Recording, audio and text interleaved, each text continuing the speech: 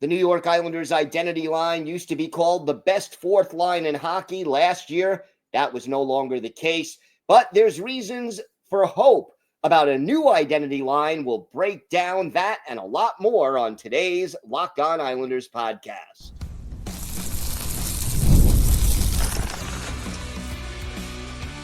Your Locked On Islanders, your daily podcast on the New York Islanders. Part of the Locked On Podcast Network, your team every day. Welcome, everybody, to the Wednesday edition of the Locked On Islanders podcast, part of the Locked On Podcast Network, your team every day. I want to thank everyone who makes Locked On Islanders your first listen every day. Don't forget to subscribe on YouTube or wherever you listen to podcasts so you never miss an episode. Today's episode is brought to you by Game Time. Download the Game Time app, create an account, and use code LOCKEDONNHL for $20 off your first purchase. I'm Gil Martin. I've been covering the New York Islanders for almost 2 decades, and I wrote the book Ice Wars on the history of the Islanders' rivalry with the Rangers from 1972 to the modern era. So glad you could join us today to talk a little Islanders hockey. And we have got a lot to discuss on today's show. We'll talk about the possibility of a new, more effective fourth line after the Islanders used to have what was known as the best fourth line in hockey. We'll also talk about some of the Islanders prospects taking part in the World Junior Summer Showcase, and we'll get to some more of your mailbag questions. So all that and more coming up on today's show.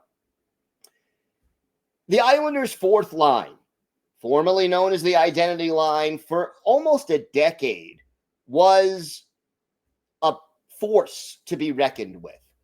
They set the tone. The reason they were called the identity line is because Casey Cizikas, Matt Martin, and Cal Clutterbuck set the tone for the way the rest of the team wanted to play.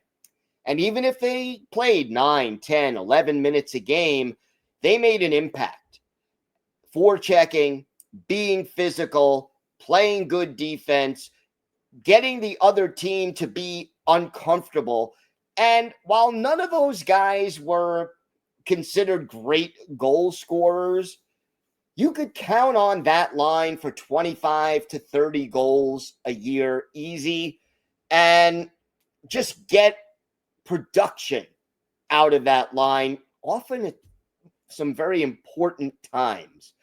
And look, we know Matt Martin, now an assistant GM for the New York Islanders. He's not going to be on the ice anymore. He only played, a little less than 30 games last year. Cal Clutterbuck also officially retired. He was no longer on the team last season. And Casey Cizikas, really the only member of the original identity line, still in the NHL and still active. But last year, the Islanders didn't have a lot of depth. A lot of injuries hit.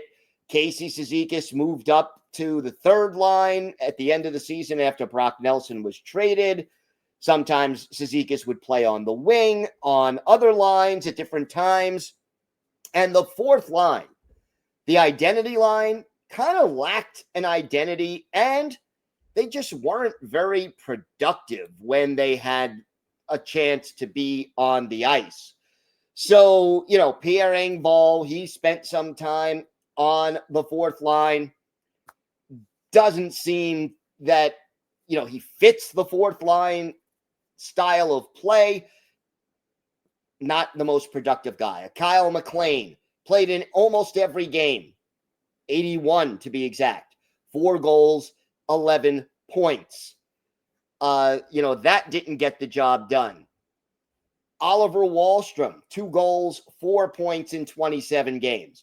Hudson Fasching, 2 goals, 4 points in 43 games. Matt Martin, 2 assists in 32 games. The numbers just weren't there. The productivity just wasn't there for the fourth line. And quite honestly, at the same time, the team did not have that identity, that physicality on the fourth line. Now, Mark Gatcomb did add a little bit more physicality late in the season. He was hitting everything that moved, and he was pretty productive on the bottom, fourth line, where he scored 8 goals. Now, you look at the numbers behind Mark Gatcomb, and I really like this kid, and I hope that he finds a role on this team. But he had a 19.5% shooting percentage. Only Simon Holmstrom had a better shooting percentage last year among Islanders players. And, it was Holmstrom 20.8, Gatcomb 19.5, and then a big dip down to Kyle Palmieri at 14.2. And look, Gatcomb had 41 shots on goal in the 39 games he played. I don't expect him to continue to shoot at that percentage. I'd love it if he did. But, so over 82 games, if he had played in all 82, maybe he would have had 17 goals. But more realistically, let's say he gets 10 to 12, okay, if he plays all those games. But here's the thing. The way the Islanders are built right now, there is more depth on this team. There is more competition on this team. And guys who, may not have been considered fourth line guys or bottom six guys, they're going to play. Kyle McLean, Mark Gatcomb, not guaranteed to be in the lineup this year, on the fourth line. That is not necessarily the way it's going to look. And, we could see, for example, a fourth line of Casey Cizikas, Maxim Siplikov, or Maxim Shabanov, or Anthony Duclair, and Emil Heineman.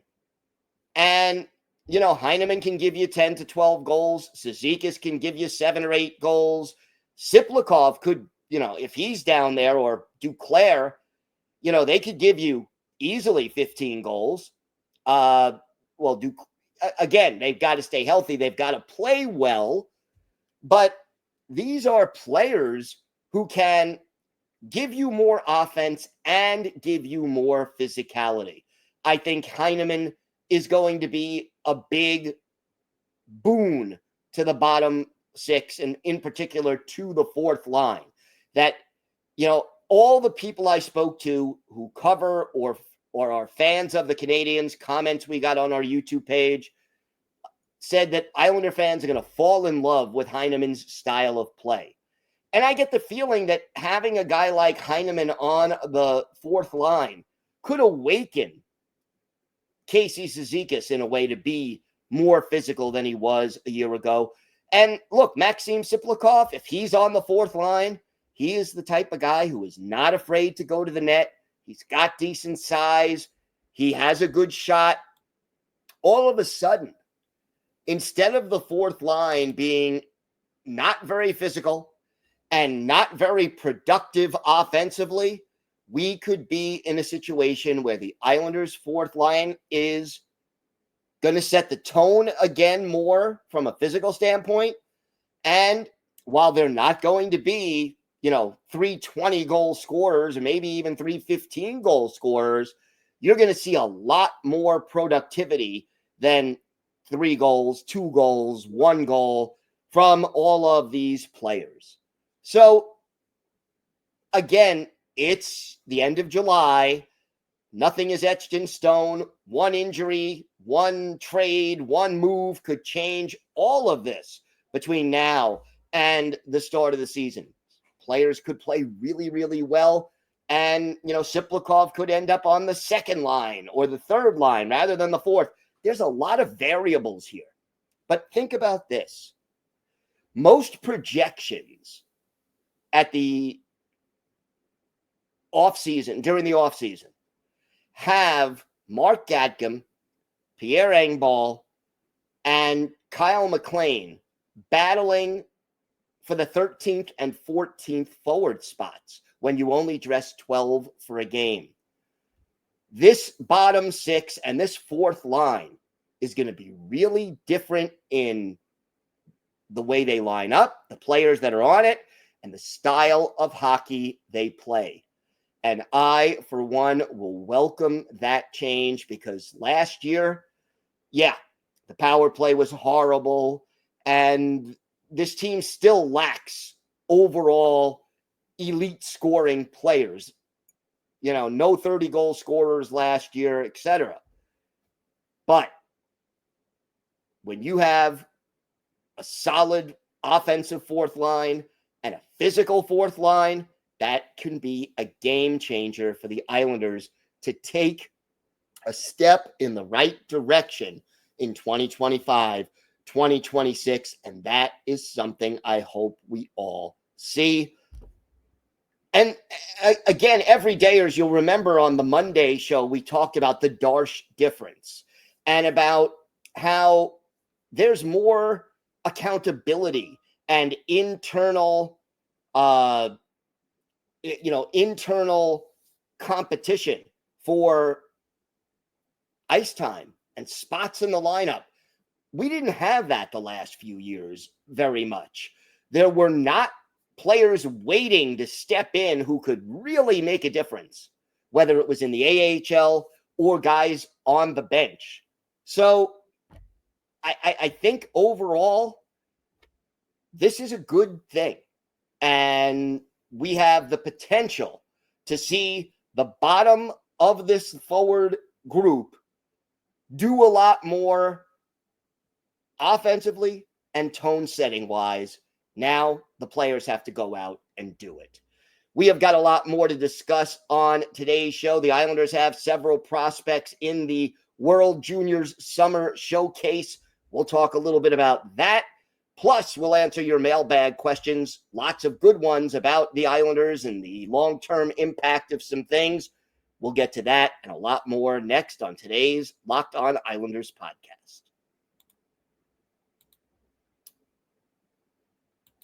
Today's episode is brought to you by Game Time. We've all been there, logging on early and waiting forever for concert tickets to go on sale, only to lose your spot for a show you've been dying to see.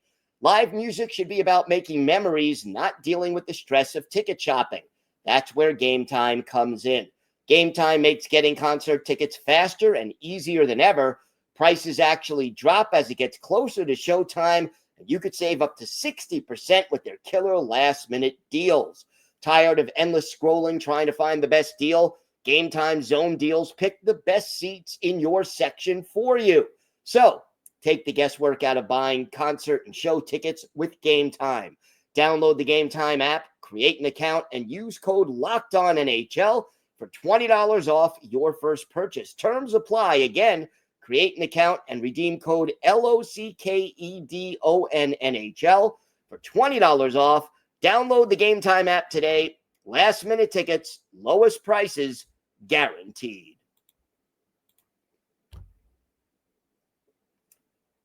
So there is still hockey going on, even though we're in late July. You do have the Beauty League up in Minnesota. That's always a fun time. But the Islanders also have some players right now in the summer showcase for World Juniors. And that's always fun to see.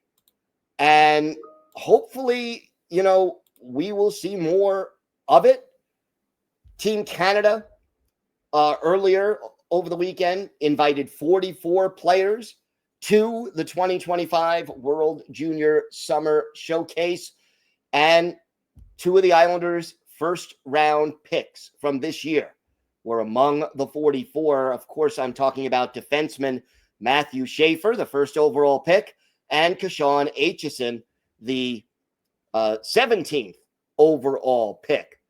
And Schaefer, again, just to tell you how young he is, he's the second youngest player invited to Canada.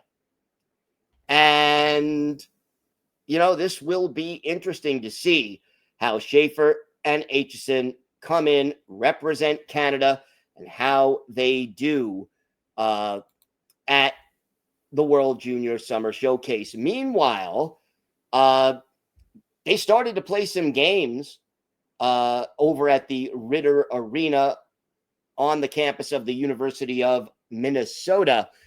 And Team USA has a blue team and a white team. You got some Islander prospects on there, including Kamil Bednarik, who is centering the top line with Trevor Connolly and LJ Mooney on either side of him.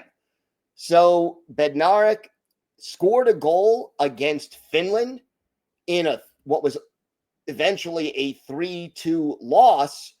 But again, good to see a goal and some solid play, and that Bednarik is on the top line. Meanwhile, 7th round pick from this year's draft, Jacob Kavajnika, he was on the white team in a game against Sweden, so representing Team USA, and he scored a goal against the Swedes.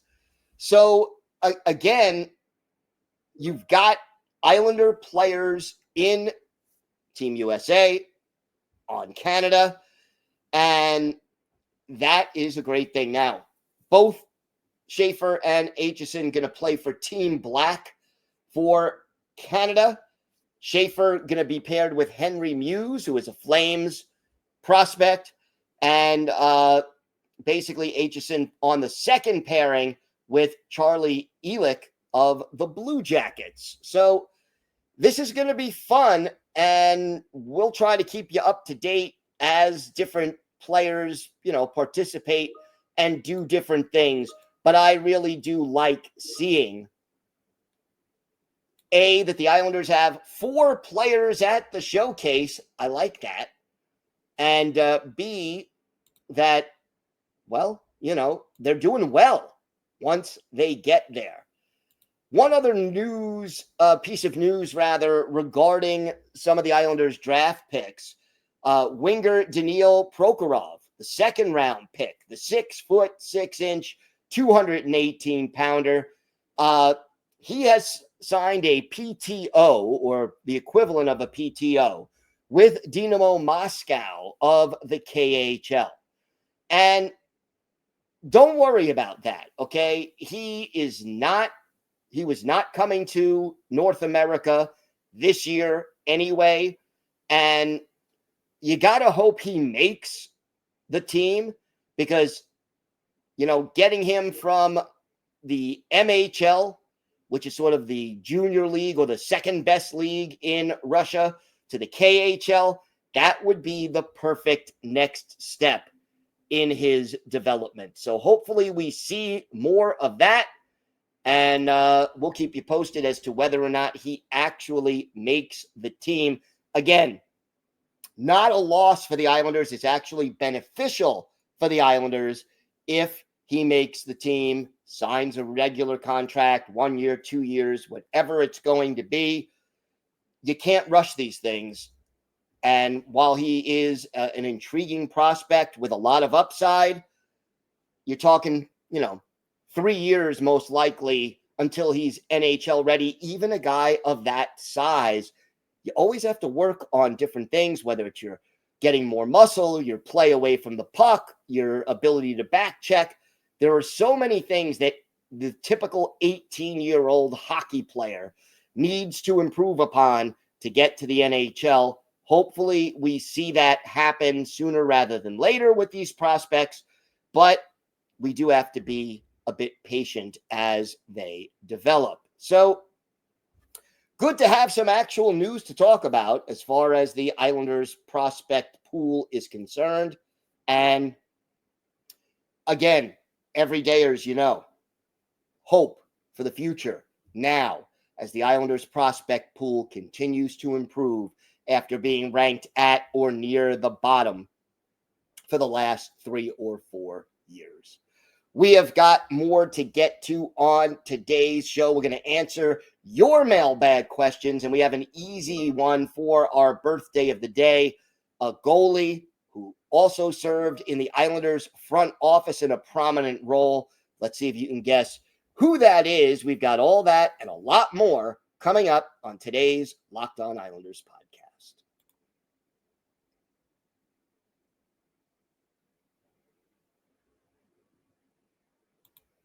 All right, let's go to the mailbag. Always fun to do the mailbag, and always appreciate you sending in your questions, and great to talk Islanders hockey with you, and I always enjoy the mailbag questions, and we're going to do it all season long as well. We're going to start with Thomas from Queens. Thomas asks, do you see the Islanders inviting a player or two on a PTO before camp starts? Fair question.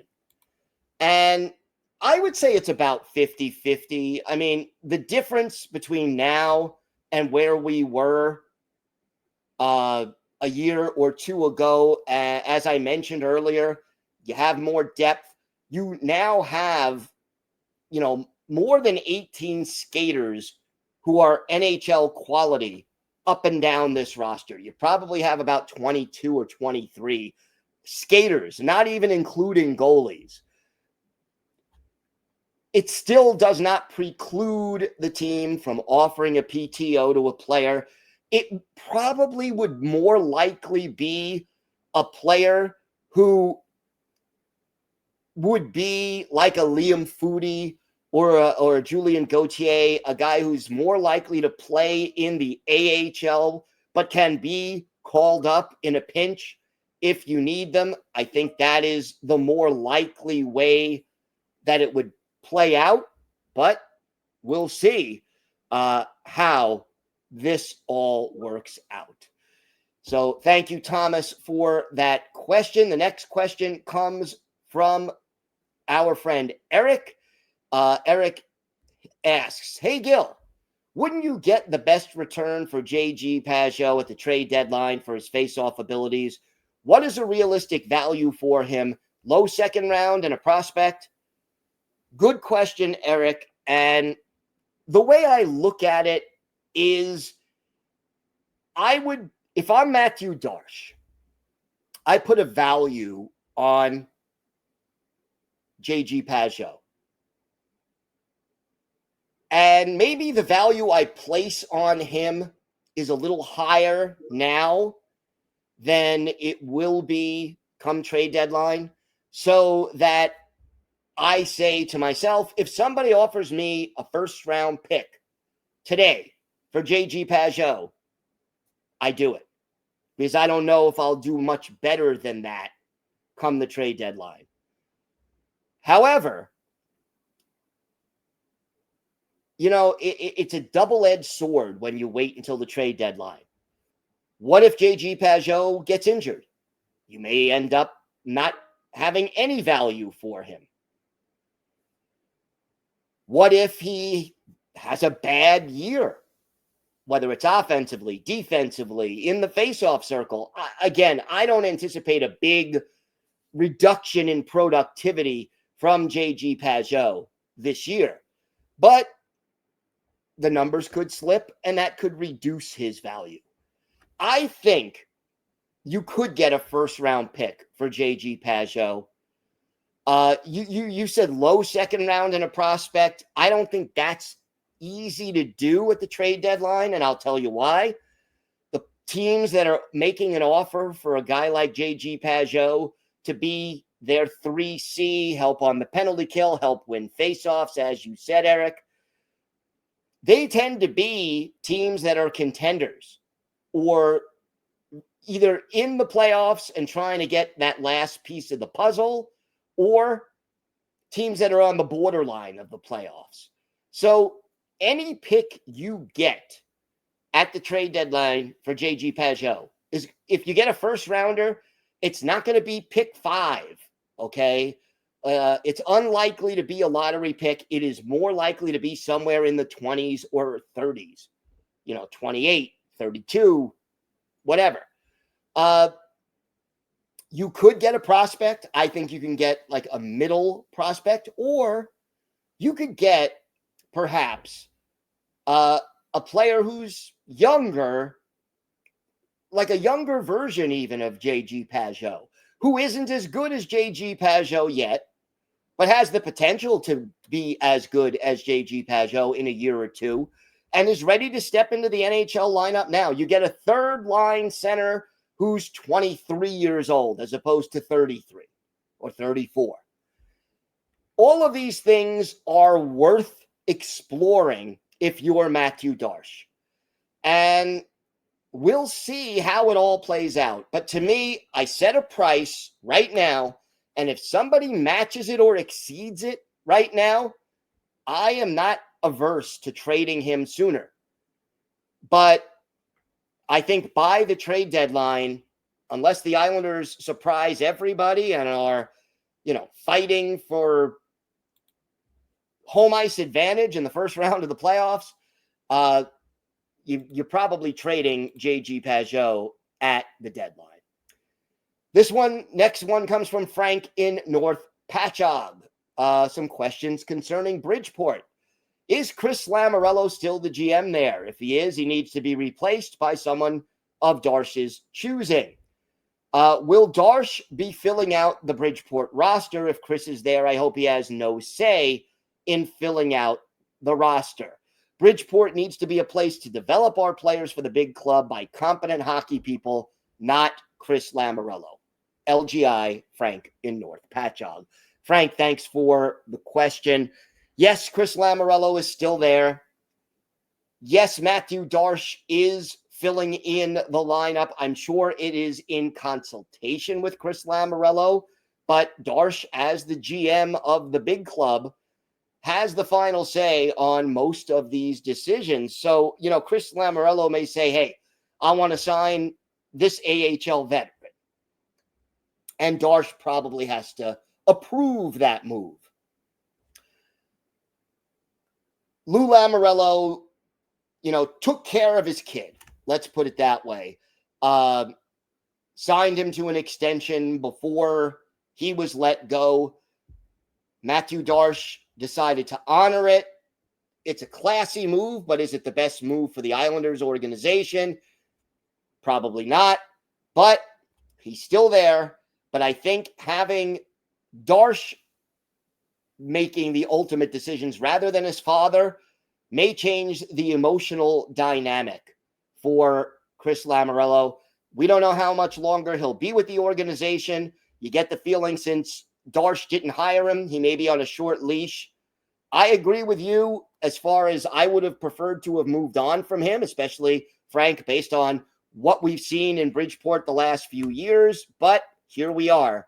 So, yeah, he's still with the team as the GM of Bridgeport.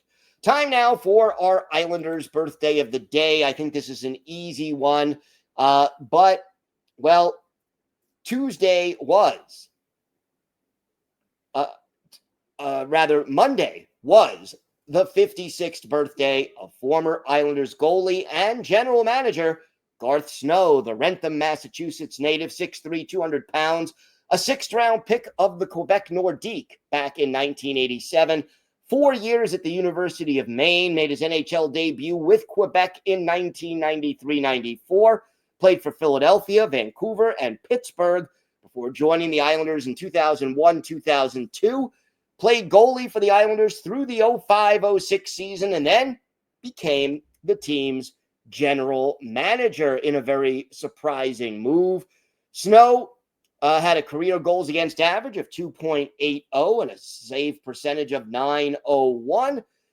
And, I think overall he improved the Islanders as a team, as GM, even though he didn't always have a big budget to work with. And if you look back at the teams that went on those back-to-back conference final runs, almost all of the players on that roster, not all, but almost all, were on the roster courtesy of Garth Snow.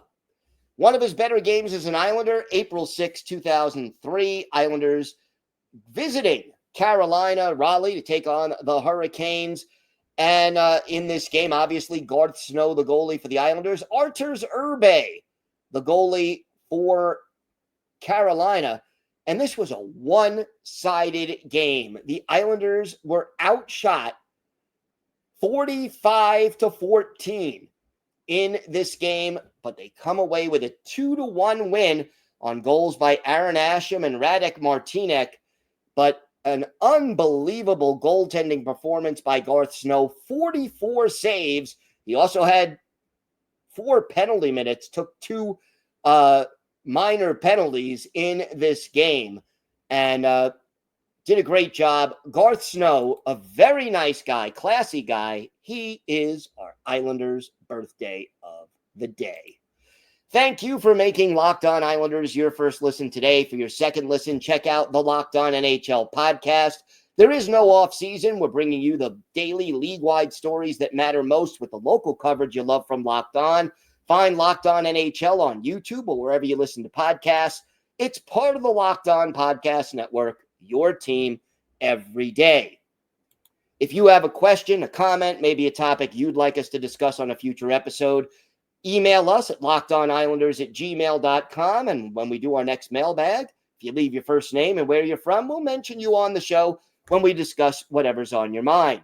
You could follow the show on X at Locked On Isles. You could follow me, Gil Martin, on X at Ice Wars, NYR, VSNYI.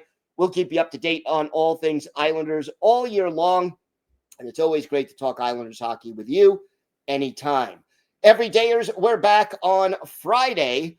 We will have the latest updates from the World Junior Showcase and any other Islanders news, notes, and happenings that are going on. Again, send more mailbag questions. We will get to them throughout the offseason and during the season as well.